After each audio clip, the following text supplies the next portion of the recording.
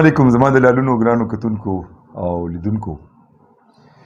نن چې زه د کومې حساسیې سره ناست یم، د دوی د ژوند او د دوی د هنر او د خدماتو ډېر زیات اړخونه دي. د دې ټولو نه غواړم چې تاسو خبر کړم، او بنیادي غرض زما دا دی تاسو ټول غوښتنې کوئ چې کومو خلکو په ریډیو کې خدمات ترسره کړي دي، او هغه زه چونکې د ریډیو یو کوربه یم، یو میزبان یم، نو خلک ما اوري.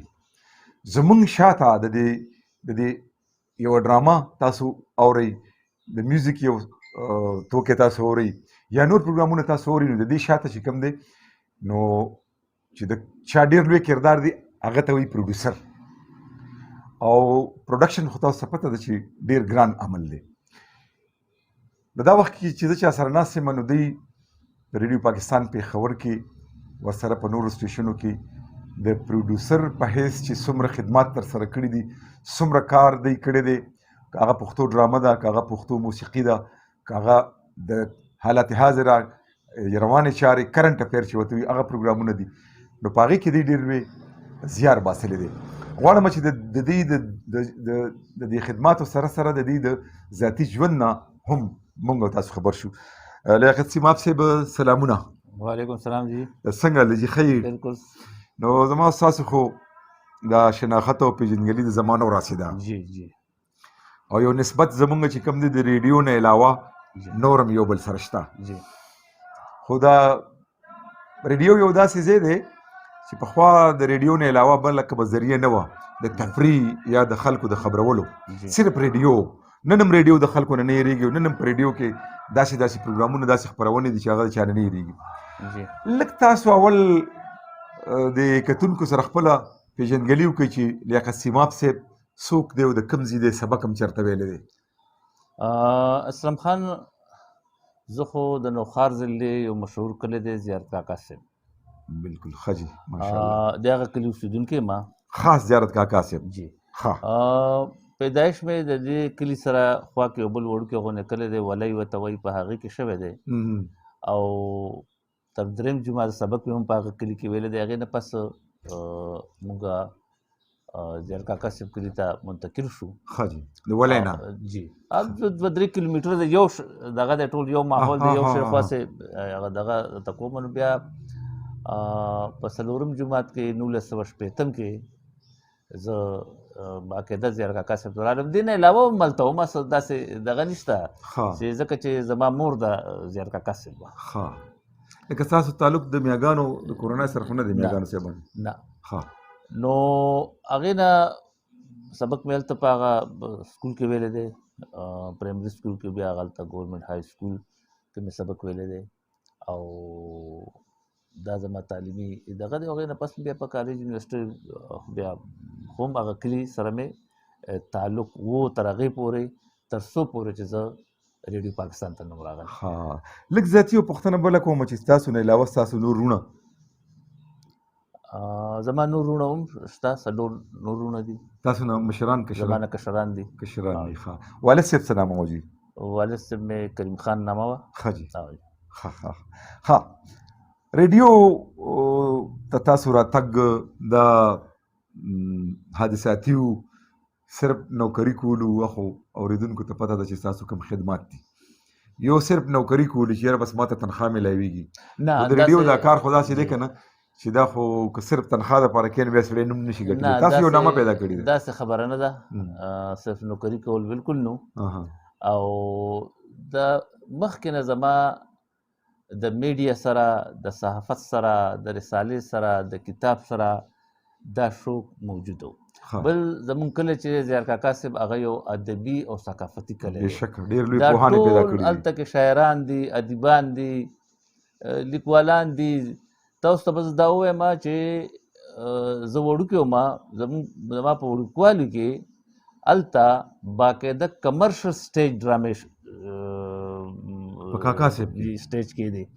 نو تاسو دې نه اندازه ولګوئ چې زما خیال دی چې پېښور کې به هم داسې نو څومره چې هلته وو مشاعرې، جلسې، دا به هر وخت هلته د هغه ځای یو معمول و. او زما د هغې وجې نه زما شعر و شاعرۍ سره هم تعلق پیدا شو.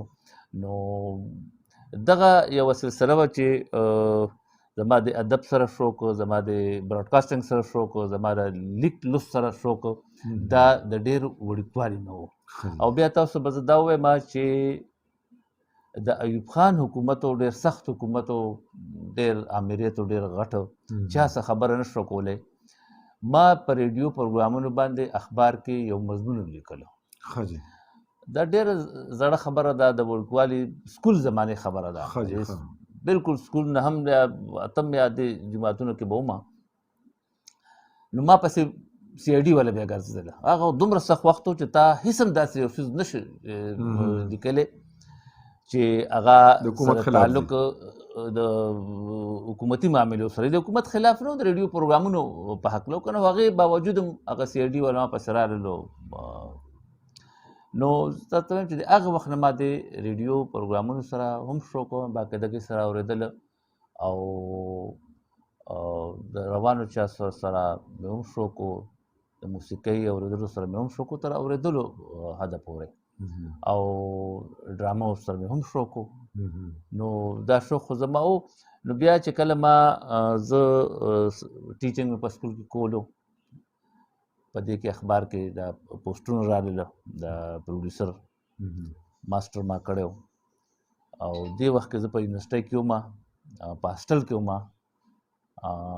اوس هم راته یاد شي د 7 هاسټل ورته وي، اوس هغه د اګریکلچر یونیورسټۍ هاسټل دی، هغه وخت کې د پېښور یونیورسټۍ هاسټل و، او 114 نمبر کمره مې وه، او هغې کې مې زه ومه، او ما د ریډیو را پروډیوسر پوسټ راغی، نو هلته کې ما په هغه کمره کې درخواست ولیکلو.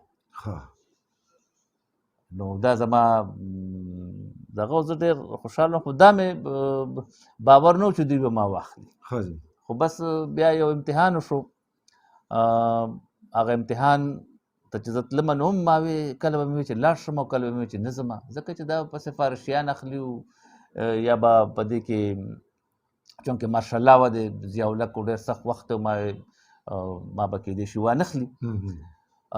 خیر بیا زه لاړم، چې زه ریډیو پاکستان ته لاړم، نو هلته کېناستم ډیوټي روم کې، پېښور ریډیو کې ټیسټ و، دلته ټیسټ امتحان. او دا کم کالو؟ دا 1979 و، یو کم اتیا و، 1981 و، غالبا چې داسې جنورۍ میاشت په وه، ځکه چې یخني و، باران و. نو زه چې هلته کې لاړم، کېناستم، نو په میوزیک سټوډیو کې به ټیسټ وي. میوزیک سټوډیو. نو هغې کې ما یو 2 کسان ما سره ملګري وو په هغه ټیسټ کې چې ما پېژندل. یو عثمان داوزی و، الله دې وبخي، او یو عنایت الله ګل و. عنایت الله ګل مې داسې نه پېژنده، خو هغه مې په ټي وي کتو، په ټلویزیون به هغه خبرونه کول، نو هغې نه مې لیدلو. بل انوسر هم و، عثمان داوزی مې پېژندو. نو دی مې را سره په هغه ټیسټ کې و، او موږ ټول 14 کسان وو، یو یا 2 پکې جینکۍ وي، نو دغه ټول 14 کسان وو. هغه امتحان مې ورکړو. بس بیا ما خبره هېره شوه، بیا ما پسې یو خط رالو انټرویو دپاره، او دا غالبا چې بیا د اپریل میاشت وه، دا دومره موده په دې کې تېره شوه. اپریل غالبا چې اپریل میاشت کې چې ما پسې خط رالو چې تا په اسلام آباد کې انټرویو ده، نو زه لاړم انټرویو ته. هلته مې کتل، نو هغه چا چې ما سره امتحان ورکړی هغې کې یو هم نو هلته، البته یوه جینۍ وه. نو ما تپوس وکړو د هغو نه، ما د پېښور یا د هغه وخت صوبه سرحد و، ما د هغې څوک شته، نور څوک دي؟ وی بل هېڅوک نشته، ته یوازې. ما وی نه، دا جینۍ چې ده، وی دا خو نه ده. ما وی یاره دې خو ما سره ټیسټ ورکړی، څنګه نه ده؟ بیا ما ته پته ولګی چې دې ټیسټ پېښور کې ورکړی، دا دې صوبې نه وه، د بهر وه، د پنجاب والا، د هر ځای چې وه. خیر ما 6 بجې ماښام زما نمبر رالو د انټرویو، اخري تقریبا دې کې ومه. نو هغه انټرویو مې ورکړه، ډېره لویه انټرویو وه، تقریبا 3 پاوه انټرویو وه. نو هغې کې بس هغه انټرویو ما ورکړه، بس څه موده پس، یو میاشت پس را پسې اطلاع راغله چې ته پروډیوسر سلیکټ شوې، او زه واحد وم. بیا ما ته دا پته هلته ولګېده وروستو چې ما ټیسټ ټاپ کړی و په ټول پاکستان کې. پخوا به دا رواج و چې د پښتو به بیل خلک وو، او د اردو به بیل وو. ما په هغې کې د نوشابه نوي دام راغلي وو، څنګه چې زه نوی راغلم دغسې دام هغه مې په هغې کې شامله کړه. حالانکې د اردو پښتو کې؟ د پښتو آرټسټه وه هغه په هغې کې. ښه. او نو دا ښه، دغې نه علاوه بیا تاسو پښتو څانګه کې ډېر کار کړی دی، موسیقۍ کې مو ډېر کار دی، اول به موسیقي راواخلو. هغې نه علاوه خو زه چې بیا پښتو دغه ته واوړېدم، زه لاړم پبو ته. ښه جي. پبو مسایل دلته کې څه دي، نو خلک هم یېرېدل ډېر سخت وخت و ماشاءالله وه. ما به خلکو ته چې ګوره دا ستاسو مسایل دي، دا د حکومت مخالفت نه دی. نو ما وایي چې زړور کس چې وي که نه چې دا به څوک چې زړور کس. نو هلته یو دوکان و د داروګانو، په هغې لیکلي سپین غر شین غر په پبو کې. ما یاره دې سړي کې به څه چل وي چې هلته لاړم، هغه سره کېناستم، یاره زه خو ریډیو پاکستان والا یم دغسې هغه سره یو بل کس ناست و. یاره زلمیه مشر سړی و که نه، دا تا ته دا سړی چا وښولو که نه؟ ما یاره چې خو د بوټ ته ما دې سړي کې به څه چل وي خامخا. یاره یا خو ډېر هوښیار سړی، دا سړی صحیح سړی دی پیدا کړو که نه. نو هغه نه مې داسې دا یو طریقه وي چې تا به د چا انټرویو کې چا ته به ځې نو د هغه خپل نشانات وي. بیا هغه مې هلته اډیشن کړی، هغه یو اکبر خان خدای دې وبخي، اوس وفات شو. بیا هغه تر بله کمپیر و ډېره موده. یو نوم فضل خدا، فضل خدا ډېر زبردست آرټسټ و، هغه هم اوس ریټایر شوی ایز ا ډایرکټر اګریکلچر ریټایر شو هغه. نو هغه به اکثر ما ته وایي چې یاره بیا خو چې کله سبق ای پوره کړو نو خو بیا خامخا نوکري هغې ته خبره نه وه، ځکه چې هغې دې کې یو تجربه وه، یو دغه وي ورته چې زموږ په ریډیو کې کرکیلو پروګرام کې کار کوو. نو دا خلک یعنې دغه دپاره پیژنګلې یو سړی چې دې سړي کې څومره صلاحیت دا صحیح دی جی بالکل. نو دغه زما هغه ړومبي کالونو ریډیو ته راتلو چې هغې کې ما کوم خدمات کړي دي. سیماب صاحب ما تاسو ته یو ذکر وکړو، ما درته رده کېښوده موسیقۍ. زه به یو خبره وکړم د کتونکو ته او د اورېدونکو ته چې دا ځینې سندرغاړي داسې چې په ریډیو کې ډېره زیاته موده تېره کړي، خو هغوی چې دی نو چا پېژندلي نه وي، چا تسلیم کړي نه وي به حیثیت سندرغاړي. تاسو د یو داسې سندرغاړي نه یوه نغمه ریکارډ کا چې که تاسو ته یاد شي، تاسو ته ما په ریډیو کې یو خبره کړې وه چې سیماب صاحب راحت شاه چې دی تاسو د هغه نه یو سندره ریکارډ کړې وه چې غالبا چې لاړه به شي خیر دی، دا د تلو خبرې مه کوه او څه د ګیلو خبرې مه کوه. او په ژوند کې په ړومبي ځل چونکې ما دا فرمایشي پروګرام ډېر کړی و، نو د دغه سندرې فرمایشونه به راتلل. لاړه به شي خیر دی خو د تلو خبرې مه کوه، لاړه به شي خیر دی خو د تلو خبرې مه کوه، جنګ به ترېنه جوړ شي د ګیلو خبرې مه کوه، جنګ به ترېنه جوړ شي د ګیلو خبرې مه کوه. د هغې بنیادي وجه ستاسو هغه محنت او ستاسو هغه خواري ما ته په هغه ایټم کې په هغه نغمه کې ښکارېده چې تاسو هغې سره که میوزیک بلکې هغه ټول عمر دا د وطن سندرې ویلي دي او یا صوفیانه کلامونه ویلي دي او یا چې دا کورس په شکل کې ځان له د هغه داسې نغمه نه وه. موسیقۍ کې تاسو ډېر زیات کار کړی دی، تاسو د فرزانې نه ځینې نغمې ریکارډ کړي وي چې هغه صدا بهار دي اوسه پورې خلک اوري. اسلم خان صاحب خبره داسې وه چې زما زه چې په پېښور سټیشن کې وم نو ما د موسیقي پروګرامونه نه کوله، ما ته به اکثر داسې شعبې راکړو ځکه چې دلته د روانو چارو پروډیوسران ډېر کم و، ډېر کم خلک په دغه و. ما اکثر به چې داسې د الیکشن به یا به داسې څه دغه و نو دا څیزونه به ما اکثر به یې ما ته را دغه کړه چې دا به دا د کرنټ افیر سره به تعلق و یا دغه سره. زما بدلی وشوه ډېره اسماعیل خان ته.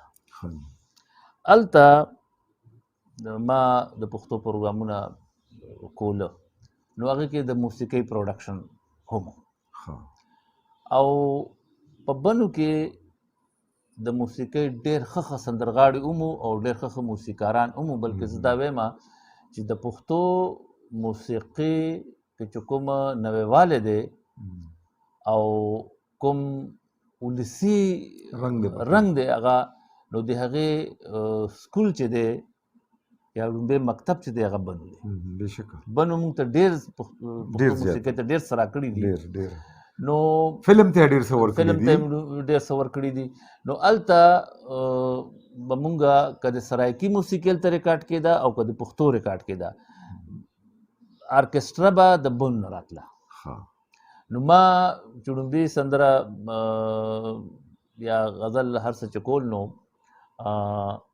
غالبا چې شرفګن نیازي چې یو ډېر مشهور د پښتو موسیقار و دی هغه ډېر لوی نوم دی هغه مې راوستو او هغه ته مې وویل چې استاد ته خو ډېر لوی موسیقار یې خو ګوره زه نه پوهېږم دومره زما صرف اورېدو پورې تعلق وی ته به داسې پوه شې چې تا غوندې پوه باړوي نه وي ما ته پته بس شروع کوه نو هغه نه ما بیا د موسیقۍ پروګرامونو سندرې او غزلې او دا شکل بیا به دلفراز نیازي یو ډېر ښه موسیقار و نور هم ډېر وو دا هلته چې کوم اوازونه وو هغه مې راغوښتل او تاسو هلته ریکارډینګ کړی و ډېر زیات هلته ډېر زیات مې کړی دی ډېر موسیقۍ دغه مې هلته سندرې ډېر ښه قسمت خان او شیر عالم او دغه بلاول جان بلا شی و چې د هغوی ډېر ښه اوازونه وو هغوی ډېر ښه موسیقۍ دمساز مروت ډېر مشهور و که نه هغه نور ډېر زیات و هلته دا دغه سردار علي بل چې رسول بادشاه دا ما هلته راوستلو هغوی پېښور سره هم بلد وو او هلته کې مونږ ریکارډینګ کولو ما تقریبا 15 کاله هلته تېر کړي دي 15 کاله ما هلته موسیقي کړي بیا چې دلته رالم په 1991 کې زه پېښور ته واپس رالم نو دلته بیا ما ته هم نور پروګرام مې راکړلو موسیقي هم راته راکړه ما دا ټول به څنګه کوم او ډرامه هم ته یقین ولرئ چې یو ځل ما داسې دغه وکړو چې ومې راته ډرامه راکړه ومې راته موسیقي راکړه نو ما او دا چېرته نه یې شوي دواړه ګرانې خو ما داسې ټیک مینیج کړل که نه چې هر هفته به ما 4 نوي سندرې ورکول او هغه مې داسې سیسټمیټک طریقې سره ورکولو چې هغه بیا ما پیکیج د هغې جوړ کړو او د هغې هغه ټول چې کومو لوازماتو یا په کومو سرونو کې دا یو سندره یا یو غزل ما پروډیوس کړو نو د هغې ټول تفصیل به مې اورېدونکو سره شریک کولو چې دا فلانکي راګ کې دا ریکارډ شوی داسې شوی دا شوی شوی موسیقي تړون فلانکي کړی دی شاعري د فلانکي ده دا ټول هر څه ما نو دې مې یو نیمه ګټې یو پیکیج جوړېدو باقاعده هغه به یو دغه دا سلسله بیا ډېره مودې پورې روانه وه بیا دا موسیقي بیا ما پورې داسې وتړلې شوه چې نور هر څه مې ورسره نور هم ستونزې مې راسره کول چې دا مو کوه دا مو کوه چې اخري زه پروګرام منیجر شوم نو دې نه خلاص شوم د موسیقۍ نه زه سوچ کړم دا بلا موده وه او دا تقریبا 10 کاله خو څونه نغمې به تاسو په دغه دوران دا خو زه بالکل نشم ویلی ځکه چې ډېر زیاتې مې کړي دي او بل دغه دا دی چې ما زه 2-3 ځله لاهور ته لاړم او په سنټرل پروډکشن یونټ کې ما یو میاشت نوي نوي سندرې هلته ریکارډ کړي ځکه چې هلته ارکسټرا زبردسته وه او هلته د اکوپمنټ چې دي کوم چې ټیکنیکل سہولتونه دي نو هغه په سنټرل پروډکشن یونټ لاهور کې وو داسې کومه سندره چې تاسو ریکارډ کړي وي هغه ستاسو هم ډېره زیاته خوښه وي چې هغه دلته لږ وغږوو زه خو یم نو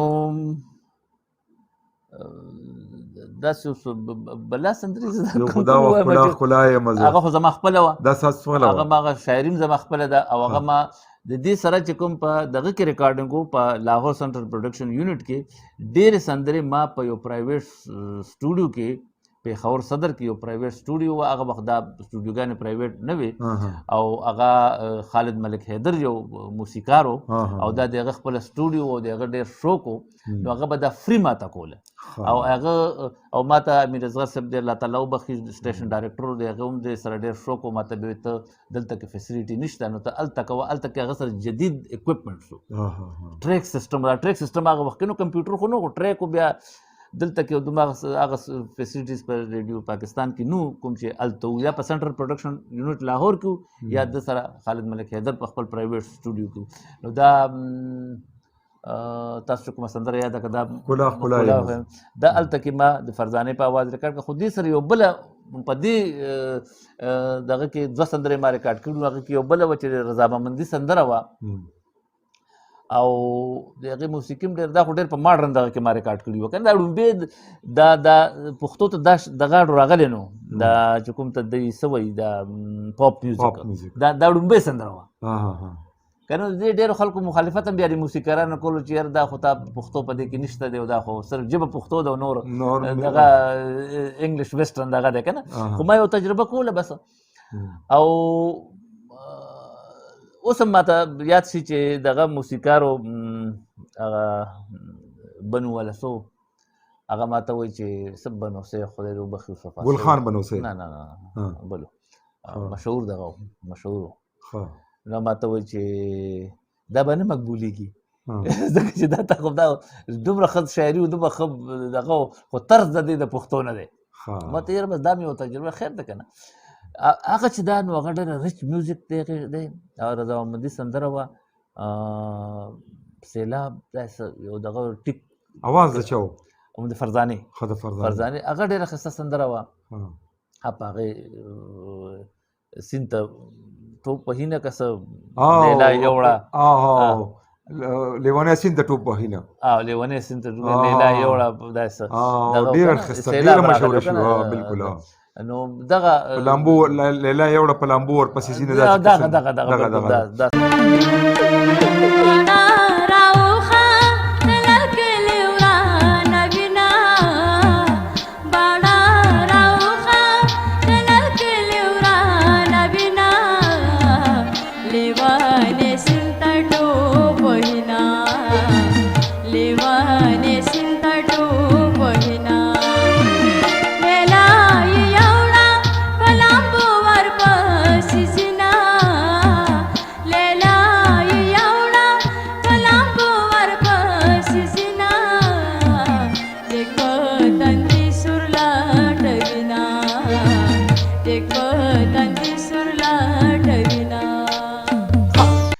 د نغمې په आवाज نه د وږمې په आवाज یو سندره والکه غنم رنګه الکا غنم رنگا الکا غنم رنگا الکا غنم رنگا خستا زوانی دې د چنار مزه کوینا خستا زوانی دې د چنار مزه کوینا الکا غنم رنگا خستا زوانی دې د چنار مزه کوینا خستا زوانی دې د چنار مزه کوینا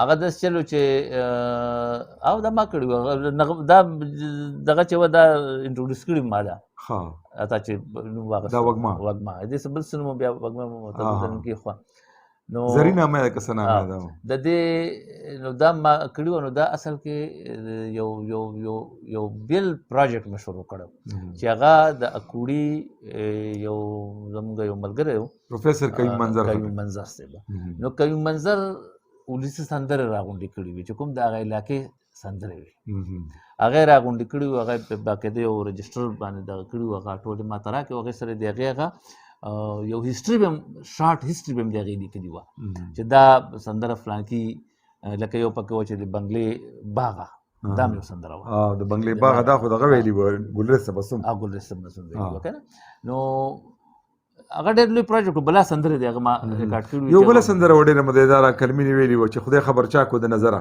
روړه نظر پاڼه دی زما لالي د نظر مات کا نو دا ولسي سندرې هغه دغه کړي وي او دا اصل کې وه خټکه غنم رنګه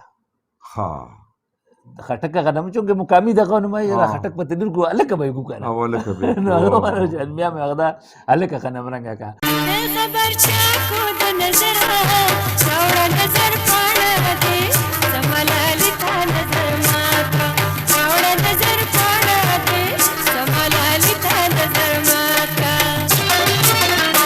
خبر چا کو د نظر څوړه نظر پاڼه دې زما لالي تا نظر ماته څوړه نظر پاڼه دې زما لالي تا نظر ماته او دا مو په هغې یو بله وه د خړو جامو یاره ستړي دي کم ستړي کوم دا هم ډېره په دیواله درته ولاړه. دا هم بیا پرایویټ دغه کې ډېر وچلېده او ډېر هغه طرزونه بیا هغه یو عبدالباعث بیس چې خدای پاک وبخښي د دې پی ډي اے کې ډایرکټر و، که تاسو ته یاد شي یو غزل ما راوړو د هغه نه تاسو ولې ریکارډ کړی و. هغه ته ما دوه درې ریکارډ کړو بیا او هغه سره زما نو هغې کې دا و چې ډېر زبردست لای سړی و. په سترګو کې ستم وینم.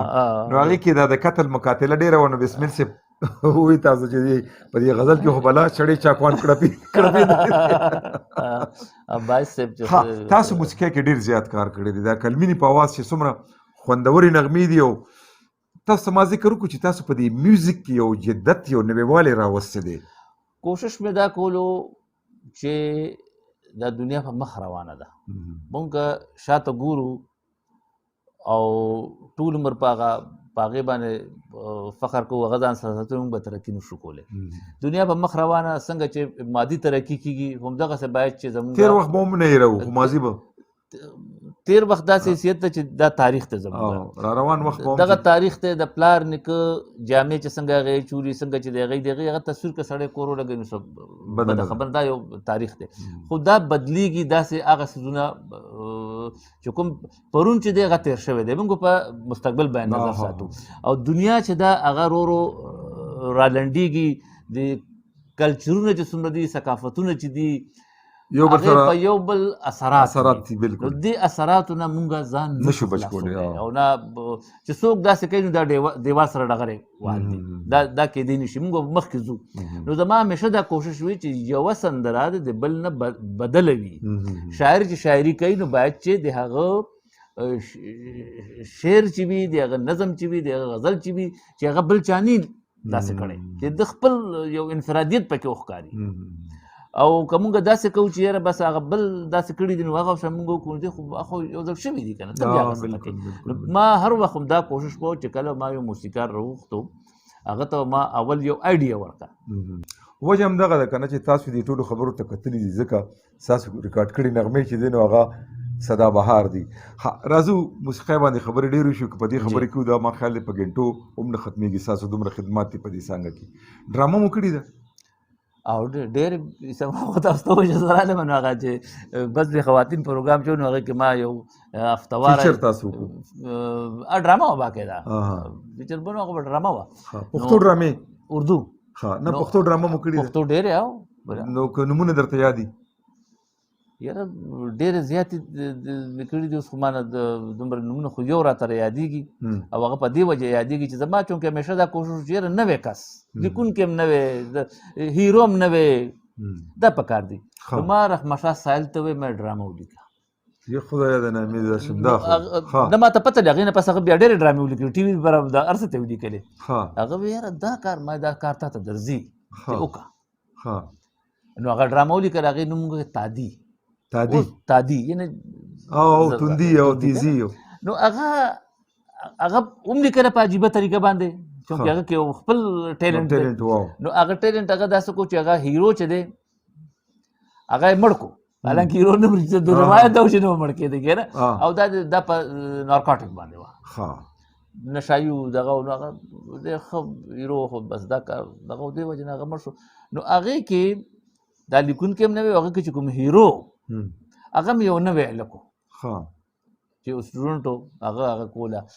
ممتاز علي شاه هم پکې و. نو ممتاز علي شاه اوښکې په سترګو کې راغلې. نوی لیک نوم نه درځي؟ هغه نوم رانو سیر دی، شکل کې راته را یادېږي. خو همدلته چې ته و د دې یونیورسټۍ هلک و، د دغه د درګۍ ملکڼ د دې علاقو. ممتاز علي شاه صاحب ډېر لوی فنکار و، ډېر لوی هنرمند و. هغه ما ویل ولې باچاجي په ژړا شوې؟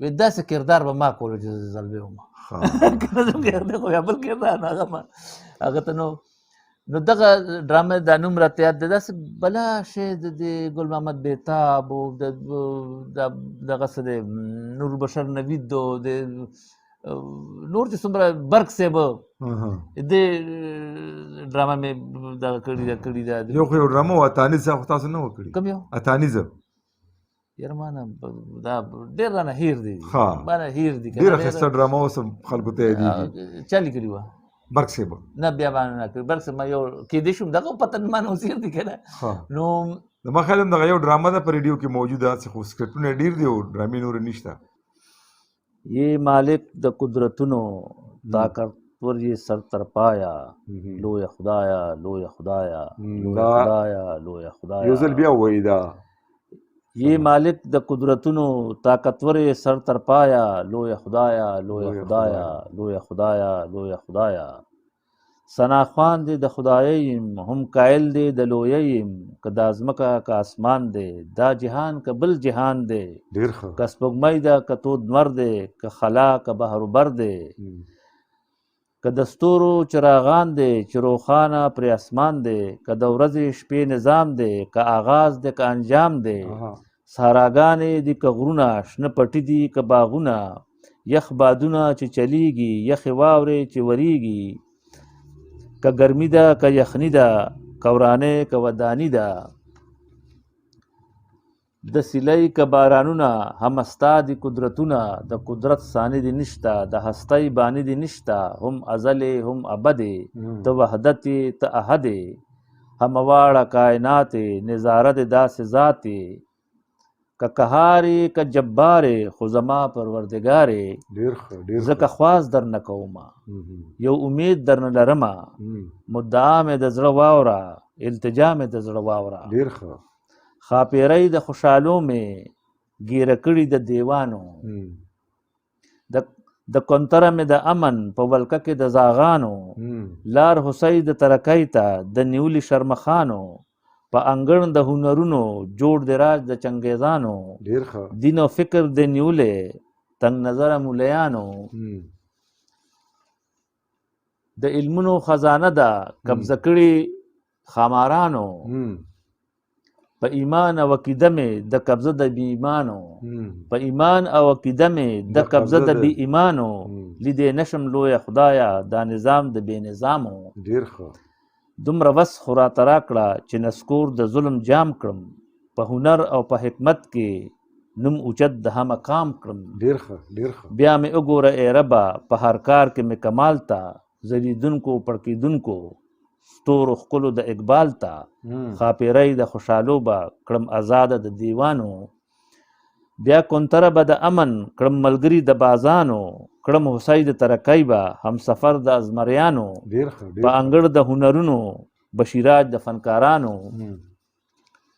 او د علمونو خزانه به شي مرکز د عالمانو ما ته دومره طاقت راکړه لویه خدایه لویه خدایه ډېره مننه لکه سیماب صاحب چې تاسو موږ ته په دې مصرفو لحظو کې دومره وخت راکړو دغه کتونکو لیدونکو سره مو دا خبرې اترې وکړي او بیا ډېره مننه د ایمل خان څوک چې د لکه سیماب صاحب برخوردار دی چې دا دومره لوی خدمت یې وکړو زما او بیا د خپل باباجي او د دې ویډیو په ریکارډ کولو کې کیمرامین یې هغه وکړه ملګرو دا ستاسو خپل چینل دی او دا کوشش زما دا دی ډېر ملګري وایي چې یاره یو معیار دی ساتلی دی نو زما کوشش دا دی داسې خو به زه اوس د بازار ته وځم یو ویډیو به جوړه کړم هغه به تاسو چې کوم دی نو هغه به دې کې شک نشته چې په لکونو خلک به وګوري خو زما چونکې یو معیار ساتلی دی او الحمدلله په هغې کې باندې تاسو خوشحال یې یو خواست لرم هغه دا چې زما کتونکي هغه ویورشپ چې ورته وایي نو هغه د 500 لکو نه اورېدلی دی خو دا سبسکرایبر کې لږ غوندې مونږ شومتیا کوو نو که تاسو ملګرو ته مو وایئ په خپله هم دا چینل زما ګورئ دا ستاسو چینل دی د پښتو اوسه پورې ما په دې د اردو یو پروګرام نه دی ورکړی نو لږ دغه سبسکرایب له او دغه ټلی لکه ګوتې اوسي نو ډېره مننه به وي نو د نن کیمرامین ایمل خان سره اجازت غواړو د لوی الله په امان